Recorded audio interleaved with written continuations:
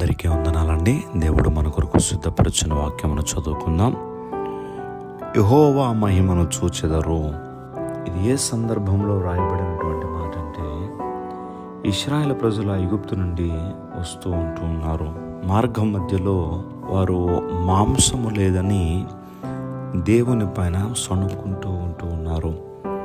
అలాంటి సమయంలో మోషే, మీరు ఎందుకు సణుక్కుంటున్నారు? దేవుని మహిమను చూస్తారు అని వారితో మాట్లాడుతున్న మాట. దేవుని బిడ్డలారా, మన జీవితంలో కొన్నిసార్లు దేవుడు చేసేటటువంటి కార్యాలు అర్థం కాక మనం చాలా మనసులో బాధపడుతూ ఉంటాం.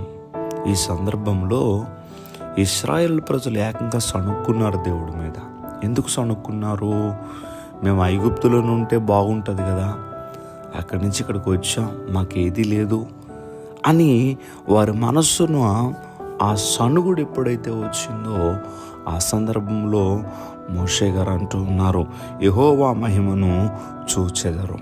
మీరెందుకు సణుక్కుంటున్నారు అని ఆయన అంటూ ఉన్నారు. ప్రియదేవుని బిడ్డలారా, మన జీవితంలో కూడా చాలాసార్లు మనం అనుకున్నటువంటి కార్యాలు ఎప్పుడైతే జరగవో, ఆలస్యం అవుతున్నాయో, మన హృదయంలో సణుగుడు అనేది ప్రారంభమవుతుంది. సణుగుడు అనేటువంటిది ఏమాత్రం కూడా దేవునికి ఇష్టము లేనటువంటి విధానము. కనుక సణుగుడు అనేది మన మనసులోనికి రానివ్వకూడదు. మరి ఉదయకాల సమయంలో దేవుని యొక్క వాక్యం మాట్లాడుతుంది.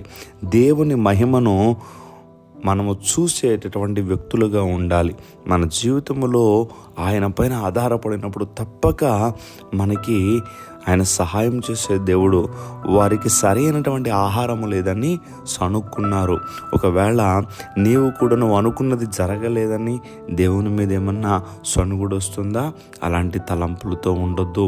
దేవుని బిడ్డలారా, తప్పక దేవుడు తగిన సమయమందు నీ పట్ల కార్యం చేస్తారు కనుక ఆయన మీద ఆనుకుని ఉండు. దయచేసి ప్రార్థన చేసుకుందాం. సర్వాధికారి అయిన దేవా, మీకు వందనములు. ఈరోజు నీ బిడ్డలు వారు పనులు ప్రారంభిస్తూ ఉంటుండగా మీ బిడ్డల పనులకు తోడుగా ఉండి మీ బిడ్డలు మీరు దీవించి ఆశీర్వదించి ఈరోజంతా నీ బిడ్డలు చేపట్టుకుని మీరు నడిపించమని యేసుక్రీస్తు వారి నామం పేరట అడిగి వేడుకుంటూ ఉన్నాం మా పరమ తండ్రి. Amen, amen, amen.